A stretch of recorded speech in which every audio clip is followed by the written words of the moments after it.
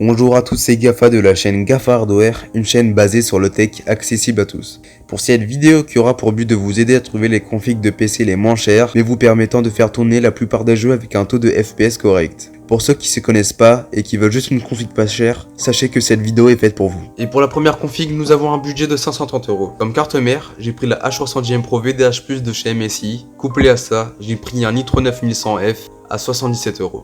C'est un très bon processeur qui dépasse le Ryzen 5 2600 dans le gaming et moins bon dans le montage, etc. Pour la RAM, j'ai pris seulement 8Go parce que ça correspondait à notre prix, 27€. Et pour la carte graphique, je vous propose la GTX 1650 Super. Elle coûte environ 180€ et couplée avec le i3 9100F, vous pourrez jouer à plus de 60 FPS en très élevé.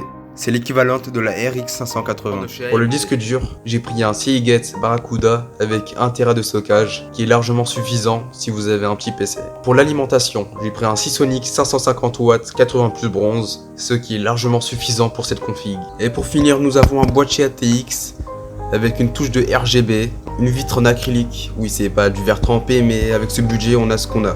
Et pour conclure, nous avons une config à 523€ qui vous permettra de jouer à plus de 60 FPS en très élevé sur la plupart des jeux. Bien évidemment, les prix peuvent varier selon le moment où vous regardez cette vidéo.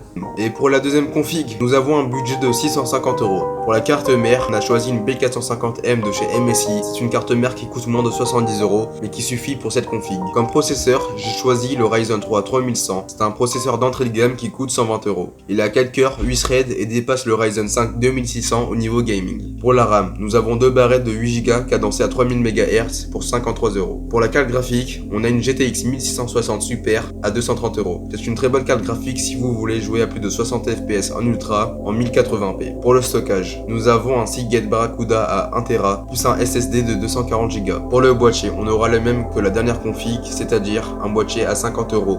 Pour la troisième et dernière config, nous avons un budget de 900€. J'ai décidé de prendre le kit Evo de chez Rue du Commerce qui coûte seulement 260€. Il contient un Ryzen 5 3600, c'est un excellent processeur pour le gaming, plus une carte mère Gigabyte B450 Aorus Elite.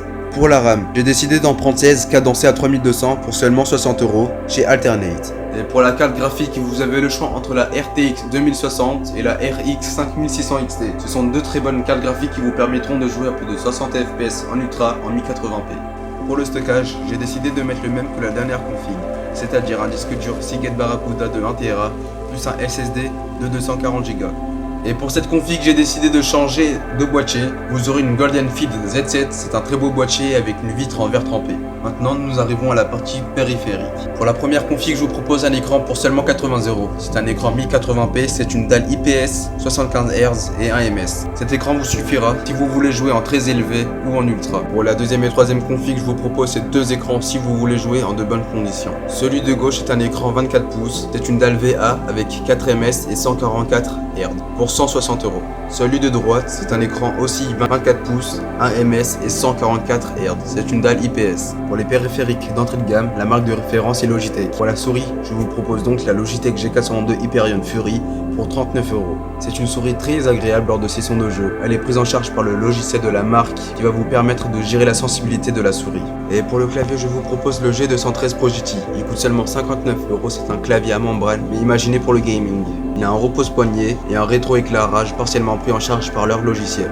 Il a des macros qui sera parfait pour vos parties de jeu. Pour la gamme supérieure, on a la Logitech G502 Hero à 49€. C'est une souris parfaite pour le gaming avec ses multiples macros et la possibilité de sauvegarder 3 sensibilités. Cette fois-ci pour le clavier, nous avons le choix entre le Apex 7 TKL Red Switch pour 159€ et dans le même style de gamme, le clavier gamer Corsair K65 RG à 149€. Et c'en est déjà terminé pour la première vidéo. Si vous avez aimé, n'hésitez pas à liker et à vous abonner. C'était Gafa de la chaîne Gafa Hardware.